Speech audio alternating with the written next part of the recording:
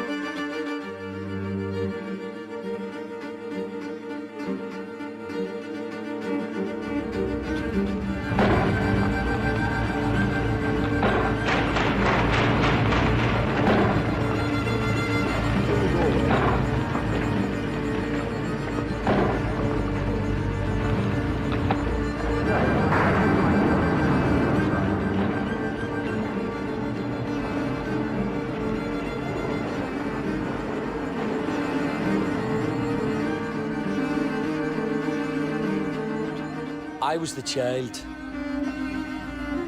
I was a soldier. I was the detective. I was the suspect. I was the prisoner. I was the governor.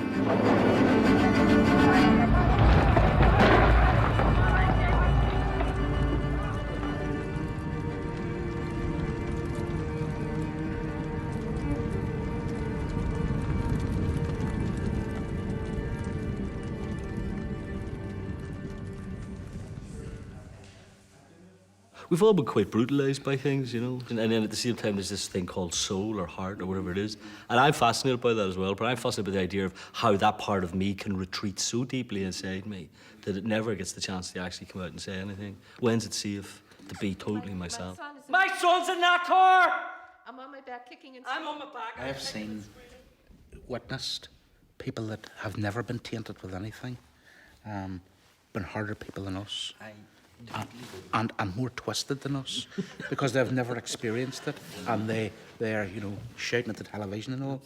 But if where we can be more generous with each other because we've got the T-shirt and wore it, then they moved me to the maze, not the loyalist wing, but to the kitchen. I fought to get moved. My daughters were just 2 and 3 at the time. They were 8 and 9 by the time I got out. It hardened me. There's a black side to my character. I am a man of hope. I am an ocean of tears. I am an eternal optimist. I was a soldier who fought all over the world. Doesn't matter which of the 6 stories you take, there's an element of where we're all the same. We've all suffered from some respect, without laying blame for our suffering. Some of it's our own fault, but we've all suffered. And it's all formed part of who we are today. And I think that was my most profound bit. It is actually, mate, it doesn't matter whether you're an ex-prisoner, whether you're a Republican, whether you're a prison governor or an ex-copper, you've suffered through your life and events that have happened to you. We've all suffered. And I think that was the most profound effect on me, realising, actually, we ain't so different. Who do you think you are? I know you've been trained in anti-interrogation technique. So have I. To this day, I would just love to do it all over again. I have seen and done many things in my life, but that was one of the highlights of it. I was the man at war with himself. Take away the identities and the labels. We are all human beings and we need each other to move forward. We're all in the one lifeboat, and if we don't start rowing together, this boat's going nowhere. Would you bring your kids into this place? Look at the state of it. I wouldn't bring my children anywhere near this jail. The work over this past few months, it's just been so worth it. Give me the opportunity for my story to be told, not just the story on top, but the story underneath, how the things that I was involved in, affected me, the person, and my family, and you know, my close friends.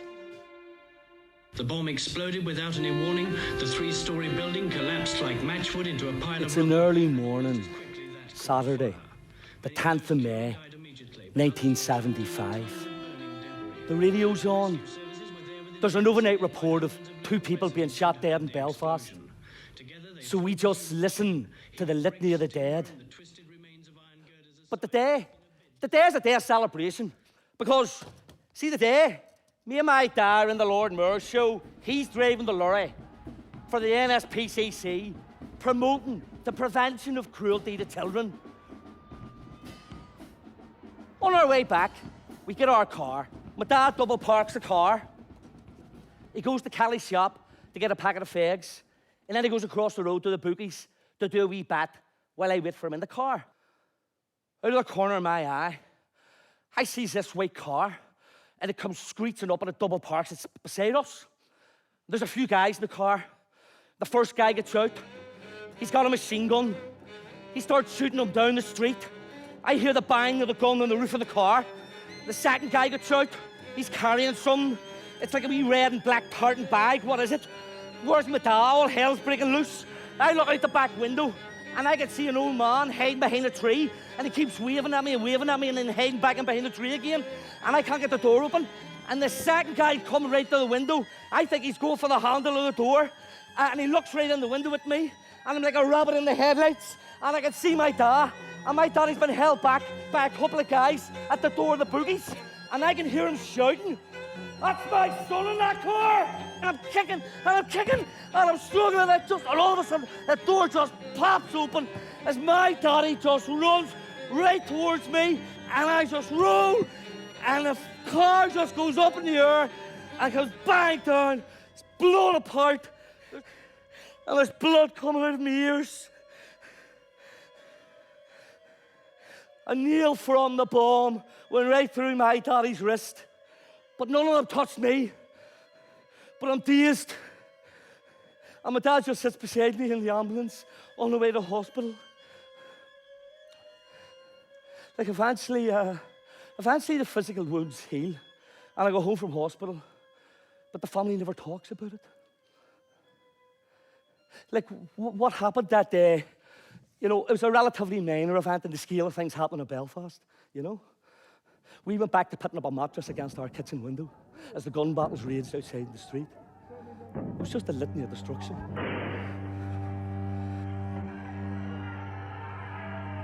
Like, we all saw too much. We all lived through too much of it. You know, we're not. Their story though is there were so many Paddies, you know, and it made the news that night, and that was it, you know. But you're left with a memory of it, you know, and it's very poignant what you said. There's certain bits you like. See the bit about we said about, but we never talked about it. I think that just statement is like so strong. We never talked about it.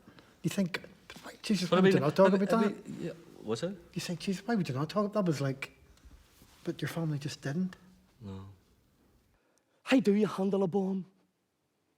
I was left unhandled, unmanaged, unreachable, damaged goods. Some part of me went away that day and it just never came back. That bomb and the near death of a wee 8-year-old boy has never been acknowledged.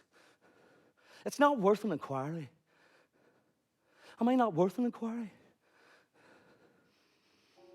My dad wore a wee cream jacket the day we went on our parade, and the nail from the bomb passed right through the sleeve of it. And he took the jacket off and he hung it up in his wardrobe. And when there was no one in the house, I used to sneak upstairs. I used to go into his bedroom, I used to go to the wardrobe, I used to open the door. I used to take the sleeve of the jacket out.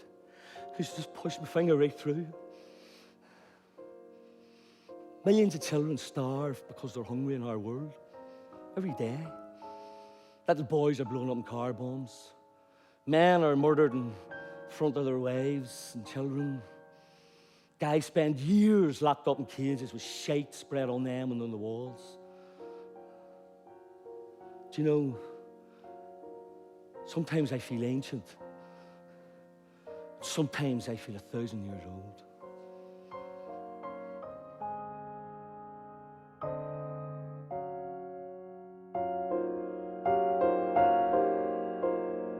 I was the child was a clear statement of intent by me to say, look, absolutely, that period of my life is deeply acknowledged and deeply honoured, but over. You've closure then? Totally, Declan, seriously. Yeah. That's the first time I've said that, actually, properly, like, you know. In Crossmaglen, it takes all the professional skills of the army to make it safe enough for the Royal Ulster Constabulary to walk around the town where they're charged with maintaining law and order. Nobody joins the army to kill people, to want to fight. Believe me, let me tell you that for not. A lot of people join for a job, but by the time you finish training and you've gone out to your first unit, it's almost the good soldiers, you want to push yourself, you want to challenge yourself. I've done all this training, you know, I want to go and use it now. I was posted into Enniskillen. I'd only been there 2 weeks when the bomb went off on Remembrance Day. None of us were prepared for what we saw. Hell, I was 19 years old. The emergency services were trying to do their bit, but mostly I remember the noise of the people.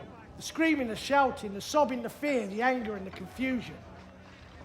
I saw devastating dead bodies and I discovered the smell of death. Why target old men at a war memorial? You can accept that us as soldiers or policemen can be considered by some to be legitimate targets.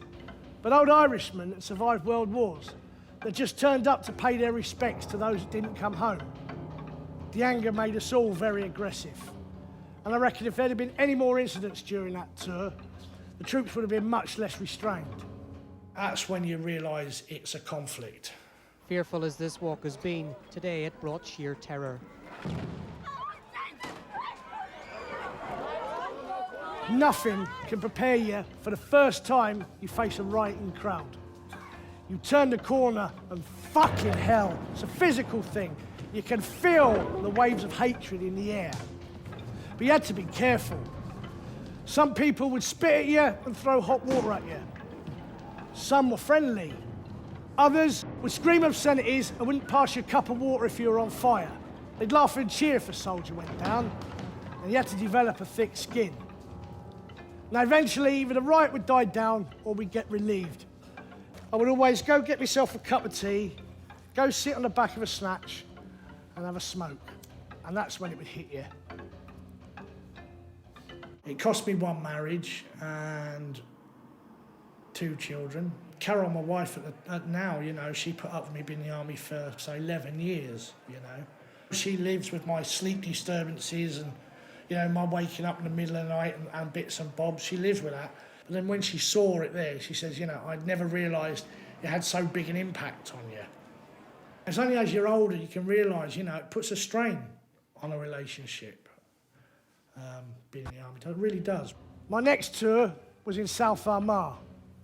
I remember I spent most of my time either patrolling in the fields or buried in the hedgerow, watching a house or a farm complex. And one thing that always struck me when I was carrying out my 5 and 20 metre checks was how clever those that planted the bombs were. They watched us carefully and they learnt how our soldiers operated. And then they tried to anticipate which routes we'd take and where we could take cover. They planted a device there. It was a deadly game of cat and mouse, but I developed a begrudging respect for them. They weren't stupid. I couldn't comment on any special forces, MO5, RUC operations or anything else. Don't know about that. But just a day-to-day soldier was there to deny the enemy use of the ground. You know, and by stopping that, you stop so much. And I firmly believe, you know, save lives, ultimately. My worst tour would have been Iraq. 2 tours in Iraq, and they were on a different scale, far different scale.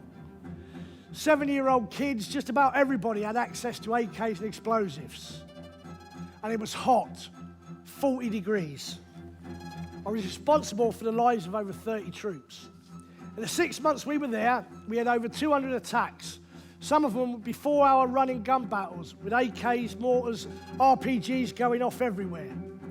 In one particularly brutal attack, I lost 2 young soldiers, one of whom left behind a young widow and 2 children. Now, their explosion and their deaths were bad enough. But what really killed me was at the end of the tour, was meeting their parents and them thanking me for looking after their sons. Fucking destroyed me. I was crushed with survivor's guilt. I didn't bring their sons home alive. I've come to terms with my ghosts, my past, you know. I can't change it, you know, I can only live with it. And that's all part of the healing process, is learning to it. And I'm sure you'll get this. It doesn't go away, what's happened to me, what's happened to other people. It can't go away. You can't change the past. It's how you deal with it, you know, that makes you who you are and what you are today. But I will always be a soldier at heart. So I'll leave you with my favourite saying that I learnt from a Polish airborne veteran of World War II that I was very fortunate enough to share a drink with. Never above you, never below you. Always beside you, always with you. It's been a journey, you know. A real spiritual journey. I would never have seen myself doing this here, ever, you know, but something inside says, yeah, you have to do it. I'm just an ordinary, regular guy who had the privilege of serving in the armed forces, who had the privilege of serving in the RUC and indeed the PSNI. I no longer fear death. I've seen so much of it. I no longer fear the past, it's gone into eternity. When I was a young boy, making model aeroplanes and playing cowboys and Indians, my dream was that one day I would join the Royal Air Force. You see, I wanted to be a pilot just like my father and the 9 generations before him who had served in the armed forces. I joined at age 15 and a half, and I couldn't wait for the day when I'd put on my flying suit and helmet and take off into the sky. During my service, I traveled all over the world, including places like Singapore and Hong Kong. One of my last duties in the Far East was a rescue mission for Apollo 13, and I loved every minute of it. When I left the Air Force at age 31, I applied to join the Royal Ulster Constabulary, and I was recruited. Now I was ready to do my part to help stop the violence. From that moment on, death became an everyday occurrence. Walking out your door was like walking into an abyss. You never knew when your time was up. The IRA have tried to murder me on 5 occasions that I know of, and that resulted in me becoming hypervigilant and extra security conscious. But I'll always remember this place here. This is my first attempted murder on me being the target. We used to, part of our beat duty was to walk on the walls here. And obviously they knew that. So they sent these kids, maybe 10 or 11 years of age, to smash bottles against the wall here. And being inquisitive officers, we went to investigate. And next thing, as I say, these volley of shots rang out. We weren't long getting off the wall, I can tell you. It went with the job. Sometimes you were very naive, you know, not realizing you're walking into a trap. I have lost 32 colleagues, murdered both on and off duty, including my mentor and 2 of my partners, each one killed by booby trap bombs. During my time in CID, I was involved in 172 murder investigations. 172 souls lost to eternity who will never come back. I've seen the results of explosions, shootings, car bombs. I have picked up the body parts of many. all in the day's work. I recall one day in Derry city centre, I went to the murder scene of a young soldier. He was only 19. As I knelt down beside his body, I could see his wristwatch was ticking. But he wasn't breathing, he was dead. But yet his wristwatch just kept on ticking. And that has always haunted me.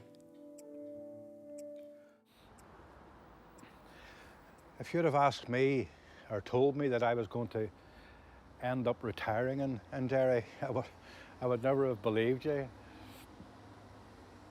But here I am, and I'm very happy to be here. I love the place, I love the people. They're very kind, they're very special people, always willing to help. But at that time, during the Troubles, that wasn't the case. You would go to a house and get a lot of verbal abuse, and then when you went into the house, the household would apologise and say, well, we have to do that, we can't show any allegiance towards you, but we do pray for you. And on occasions you'd be given a wee prayer card or a medal, or, you know, to keep you safe. And little moments like that give you hope. I have interviewed many of the combatants, both male and female, from the various paramilitary groups. It's a well-oiled machine. You know everything there is to know about your subject before you come in. And you make damn sure that he knows that you know more than he thinks you do. And then it becomes a battle of wits. We meet again. You know why you're here. I know why you're here. And as they say, the dogs in the street know why we're here. So we might as well get on with this. We know all about this heinous crime you've committed. You see, silence. You're just staring at me right through the wall. Right through to the wall, and I'm looking at you. And I know from my intelligence that you've been trained in anti-interrogation. Well, so have I. You think I'll just sit here for a couple of hours, go back to my cell, lie down, chill out. But then again, you might think, how did the police know to come to my door first thing this morning? How did they know? There was only 3 of us involved in the operation. But anyway, I'm a patient man, and I will win this game. This morning, I was at the home of a young woman who had just been made a widow, and she cried, just like your children cried when the bad police came to your house and took you away. But that woman's 3 wee girls cried for their daddy, wanting to know where he was. Do you know where he is? He's on a slab in the mortuary. Is this the last thing he saw before you blasted him into eternity? Those eyes. Who do you think you are to make this woman a widow? How are we going to resolve this? Not by silence. There'll be plenty of time for silence when we're dead. I'm going home tonight. You're not. Not for a long time. Are you taking this in?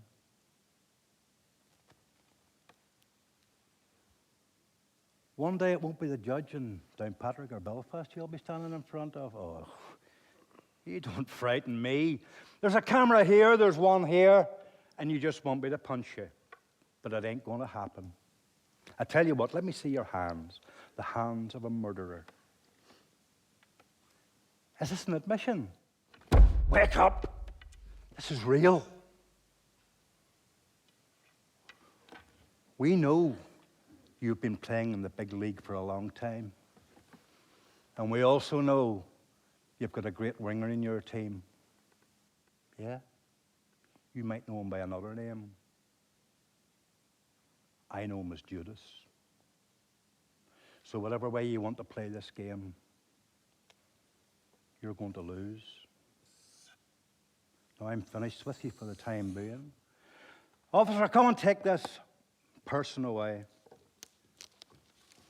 I'll see you later. Do you know something, officer? Do you know it's a great car?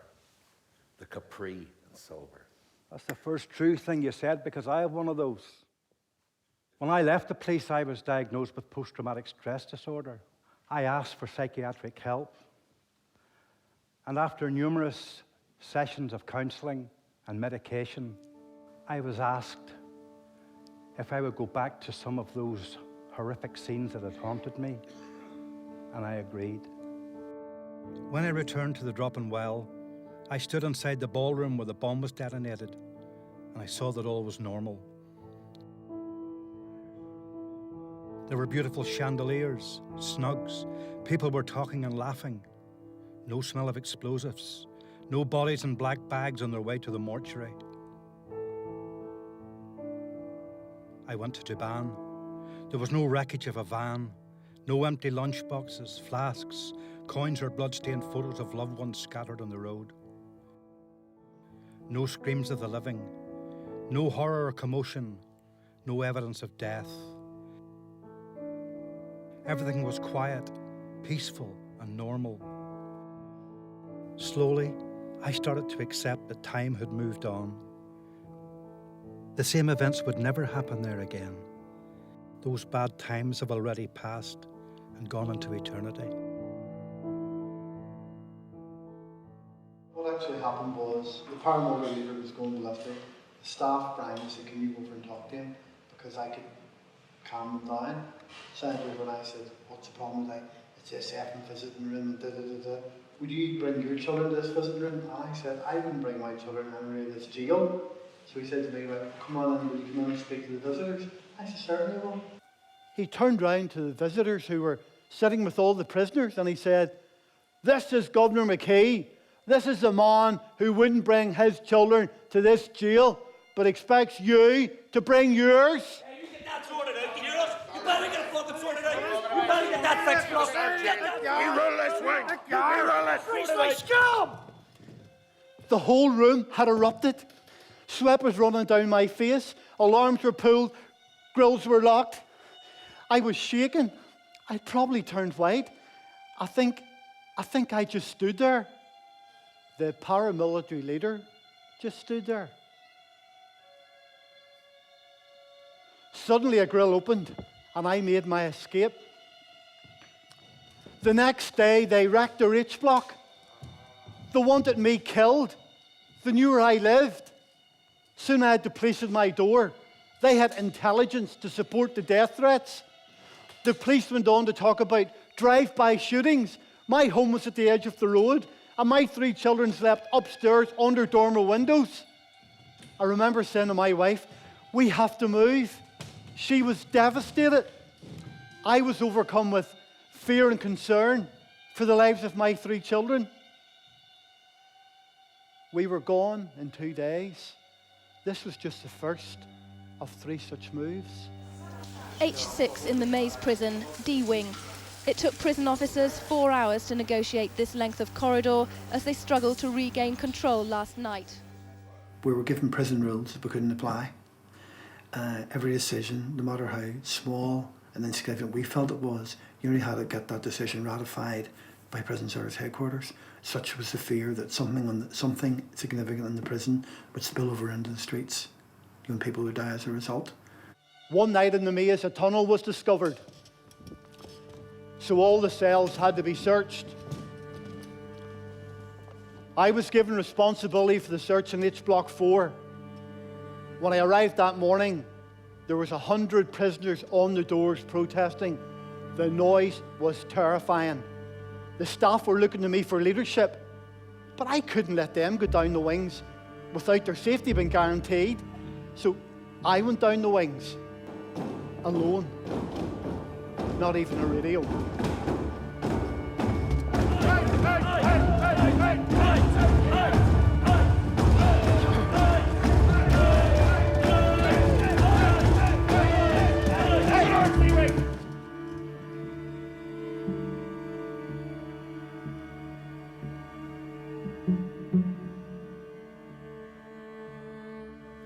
was worse to come. A paramilitary leader was murdered inside the walls of the maze on a day when I was the governor in charge of the prison.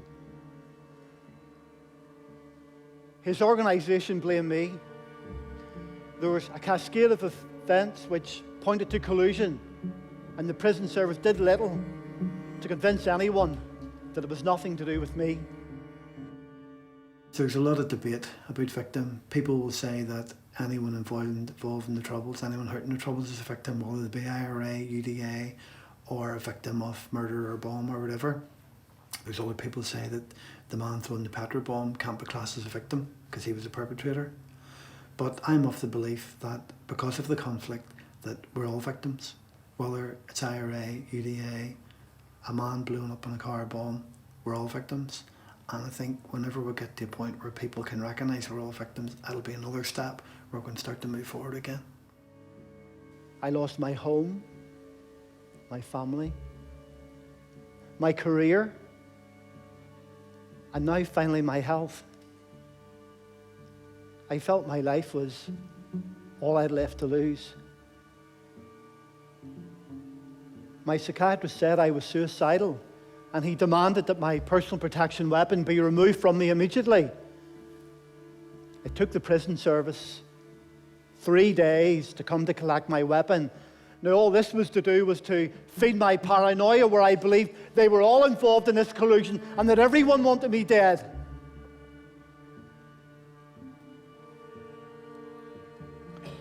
My doctor said I shouldn't live alone, so I moved in with my brother. Yet within 5 weeks, a telephone call from the police confirmed another organisation looking for a big hit had identified me, and they had my brother's address. The police told me to leave the house immediately because the murder squad were on their way. But I couldn't leave immediately. I had to warn my brother because I didn't want him to die instead of me.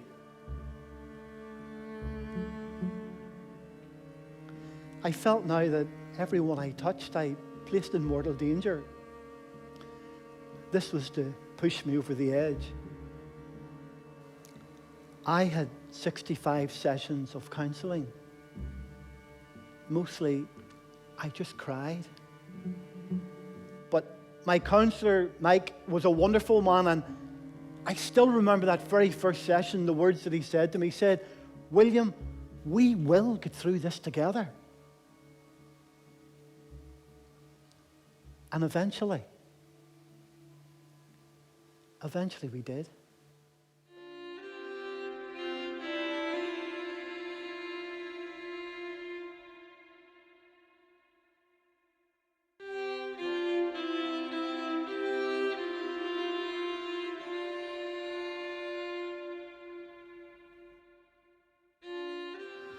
Sometimes I go across these fields with my metal detector.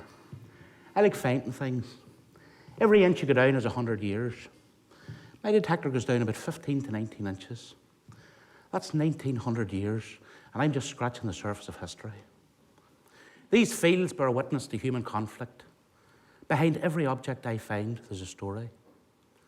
Some people ask me, why do you bother searching in those fields? You're never going to find anything of value in them.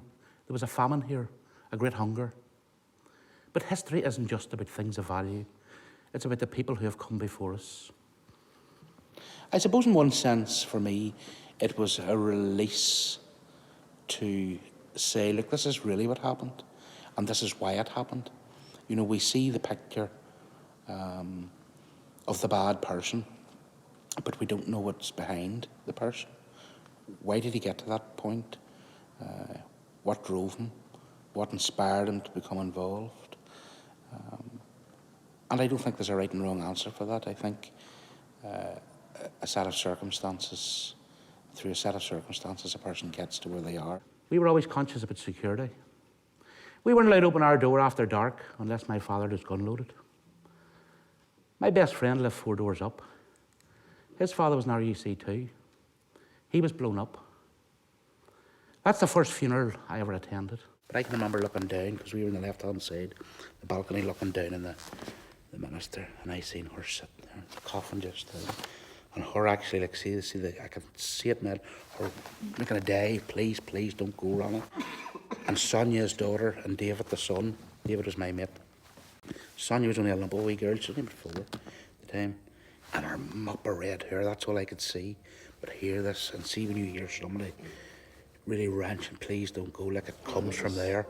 I've never heard a woman cry like that in my life before. Her cries echoed throughout the church. She was repeating over and over again, please don't leave me, Ronnie, I love you, please don't leave me. Sometimes when I close my eyes at night, I can still see and hear her cry.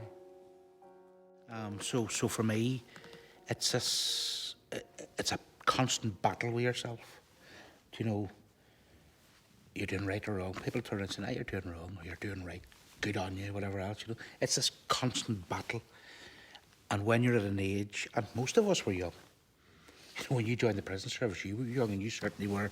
You know, when you joined the police, and yourself, and you were a kid, and Adrian was thing. So, what age do you become the man? At 12 years of age, my mate became the man of the house, and something inside me changed. As a kid, I was a wee bit of a loner. I didn't feel as if I belonged to anyone or anywhere. So we were planters. We had no history. We might as well have been weeds. I was taught English history, War of the Roses. Catholics get taught Irish history. So what was my history? Who was I? I had more unanswered questions I had answers to. Looking back at a young lad's life from probably he was about 18, between 18 and 25, and that was a pretty crap life for any young lad at that age to have to live through or live with. Most young lads at that age are finishing university, they've girlfriends, they're maybe just married, maybe not. So we lived in a pretty crap place. And I don't think it mattered from which side of the community you came from. If you got caught up in it, your life wasn't going to be very exciting. I was angry whenever I got involved. A friend of mine got lifted for murder. He was just a kid who had got caught up in the mayhem and cycle of violence that would fill prisons and fill graves. I started to collect money for prisoners' welfare. Most people within our community would have given, and those that didn't were persuaded to. There's no nice way of demanding money. Builders who came into areas that we considered ours knew that if we wanted a donation, they were obliged to give. That was racketeering, and I'd become the racketeer. Now I'd been caught up in the same cycle of violence as my mate.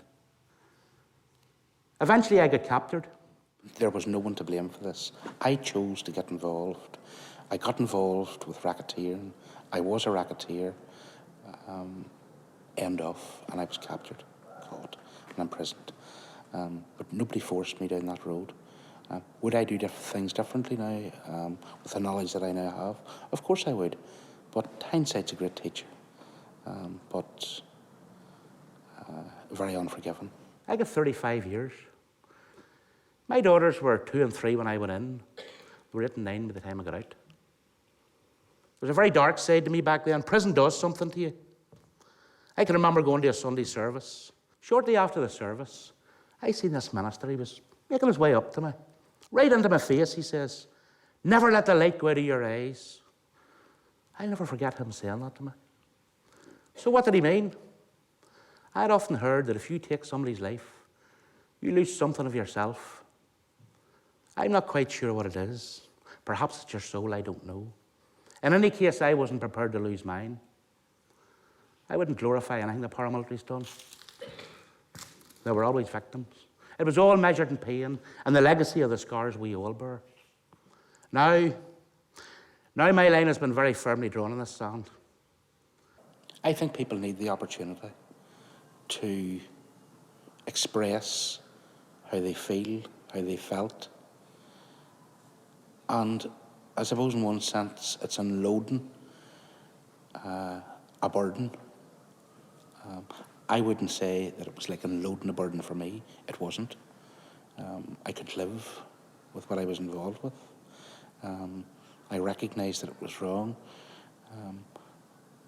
But people do want answers. And I think that if anyone has been affected in any way by the conflict, then they have a right to answers as to why.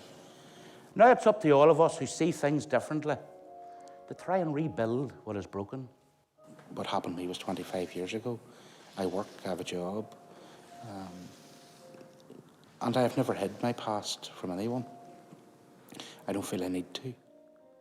We are the guardians of our own soul. We are the vessel for our own hatred. We are the witnesses who saw and said nothing. We are the eyes that see all.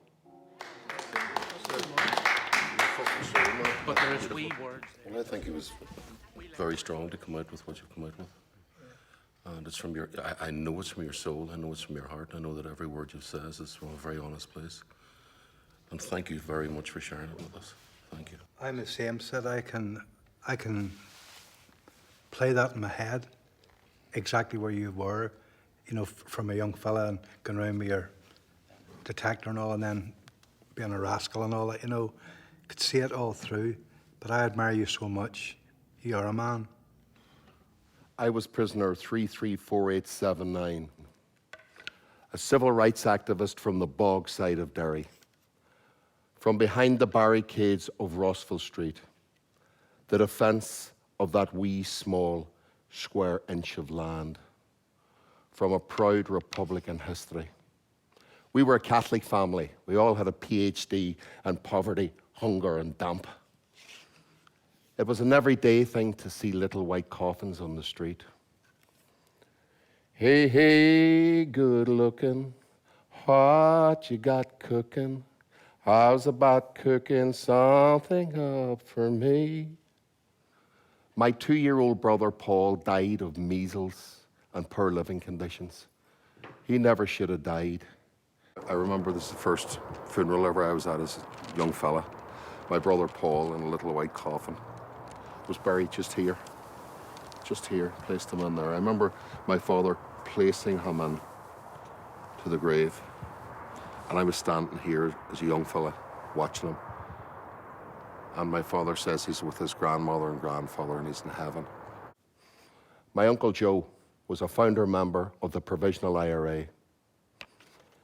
He, together with 2 comrades, were blown up in a bomb of their own manufacture.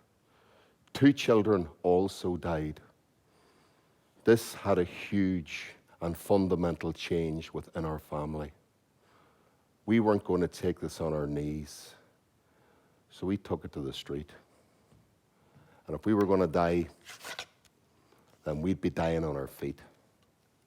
They came for me one night with helicopters, sirens and lights. I hid my children in under the staircase with a mattress and some blankets. They charged me with 2 attempted murders and kept me for 2 friggin' years. But the best they could come up with was credit card fraud. This was an Al Capone moment.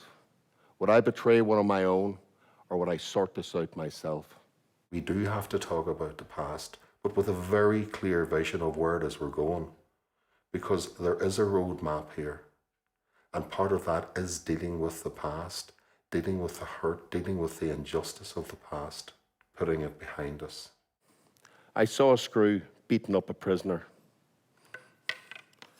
Something inside me snapped. Man's inhumanity to man. This became a political act to defend a fellow prisoner against a PO. So I took the mop and I dropped them.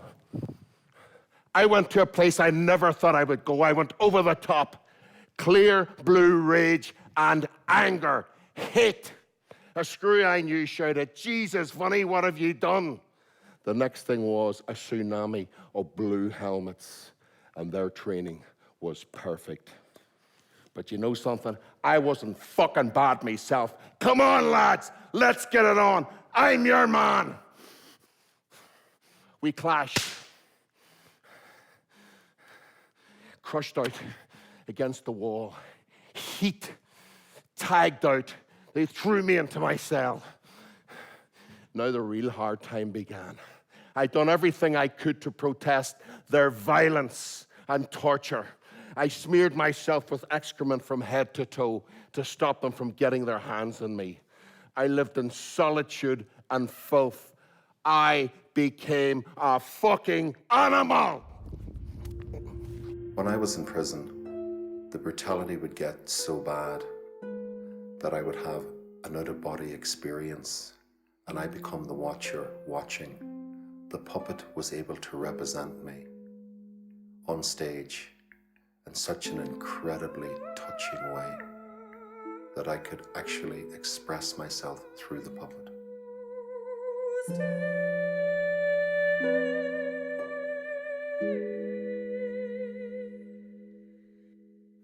Then one day, they threw a pair of white rugby socks into my cell. Another vicious beating. They started unscrewing the window grill and tied the socks to it. They pushed my head through. I was swinging like a rat. Somehow I got a burst of superhuman strength. I was able to break free. All hell broke loose. They threw me back into my cell. It became a Mexican standoff. I didn't eat for 69 days. I drank my own urine because I was afraid they'd poisoned the water. I got weaker and weaker. I went in and out of consciousness. I hadn't seen a doctor. I was dying. I was hallucinating. My body was cannibalizing itself. I no longer cared. They moved me to a military prison. Someone put me in a bath. Then I was put on a gurney. He may not make it through the night. Who are they talking about? Oh, sweet Jesus, let me see the light of day. I was in hospital between two Brits and a prison officer. The nurses rubbed oil on me. It was the first gentle human touch I had felt. I could feel the love coming through their fingers. I knew then this all had to end. I had to forgive the men who had brutalized me. I couldn't live with the hatred anymore.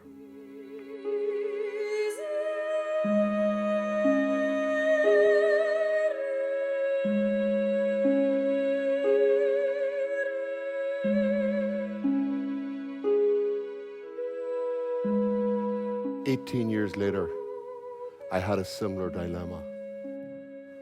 My 31-year-old nephew Kieran was taken by a paramilitary murder squad. Stripped naked, brutalized, and left by the side of the road, while his blood ran down a windswept hillside. He was found shortly later in the rain by a priest who had just said a healing mass. And I had a decision: revenge or forgiveness. I thought of Kieran's mother's grief-stricken eyes. And I thought, no, I can't be like the man who carried out these acts. This endless cycle of murder must stop. So, I forgive you. I forgive you. I forgive you. There are so many things in my life that I need to be forgiven for, so I had to learn to forgive if I was to be forgiven. That's a hugely important part of my life.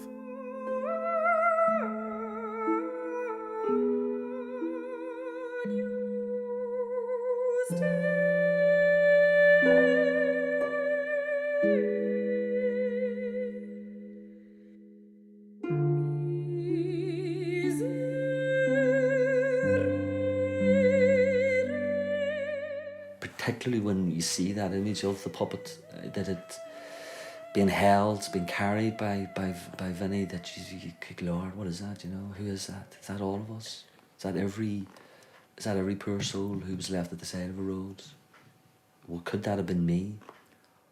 All our stories reverberate in history, and they often come back in the most surprising ways.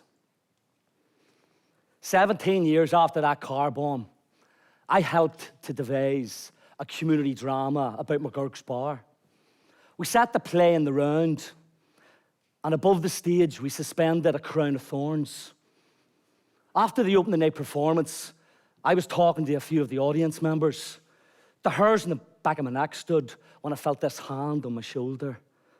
It was an elderly man. "Hello, son. Do you not know who I am?" I was the man hiding behind the tree the day of the car bomb. I can still picture your wee face looking out the back window of your dad's car. You were terrified. It was as if the scales had fallen away from my eyes, as if me and him had sort of breached this invisible wall between us.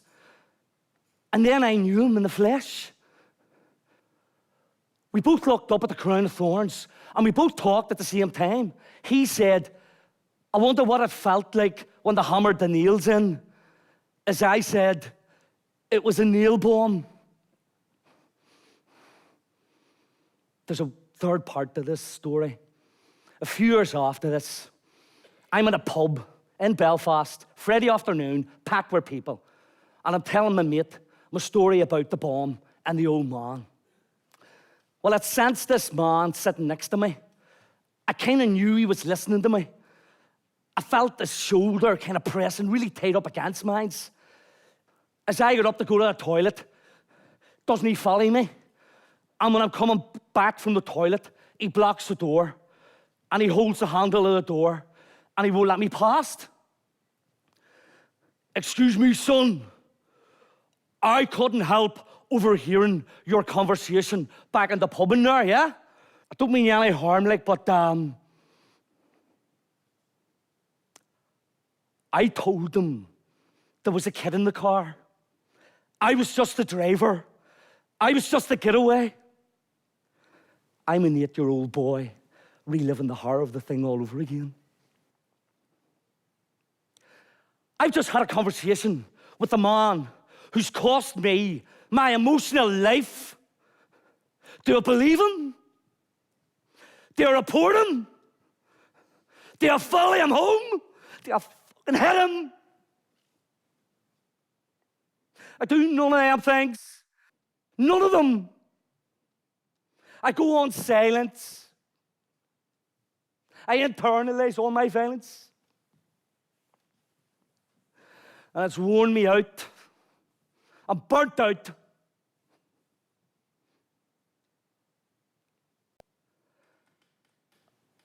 I want to surrender. I want to call a ceasefire inside my own heart, because that's what I needed. It's taken me 37 years to come back to myself, to come back to the point and to the place where I once was. I want to turn up every single day in my own life, every day in my own life. I want to restitch the entry wound of my daddy's sleeve. I want to reclaim the parts of me that are lost in the folds of our history. For me, for my beautiful son Connor, for the 3,500 plus souls that are lost and gone, for the 50,000 of us who carry scars and wounds, for the 500,000 of us who suffer from post-traumatic stress, and for everybody else out there. Do you know, sometimes I feel ancient, and sometimes I feel 1,000 years old. I'm pleased that I got the chance just to speak, you know. And I'm glad that and that conversation started off with two people, myself and another person, and it ended with many, many hundreds and hundreds of people bearing witness as well. And what they experience, what they take away from it, is for them, hopefully something positive. I was a child. The bigger feeling is that what we achieved. Yeah. And I think that's a stronger feeling for me, you know, and what's possible when people start to kind of, you know, tell their stories. I was the soldier. So that's when the impact hit me, is talking to the audience afterwards and the comments we received were fantastic. And it's just like, as I said, it's like a huge weight being lifted off your chest. It's just, well, my story's out there now, you know. I was the detective. I have found that labels have been taken off each and every one of us, irrespective of what others think of us. You know, we bared our soul to the public so they would know. I was a suspect, And it allowed me to do that within the diverse views of the men I was on stage with. Each and every one of them had their own story, but the undercurrent was these were human beings. They had wives, they had children, they had girlfriends, they had suffered. And their suffering was like my suffering. Every mother's tear is the same. I was the prisoner. Your own story is going through your head, and the part that you played and the role that you played in the whole picture of the thing, how we all sort of link in. I was the governor. I think it's important that I tell my story so that the other side can understand that there was pain and hurt on all sides, and that's not to take away from any of the pain and hurt on the other sides.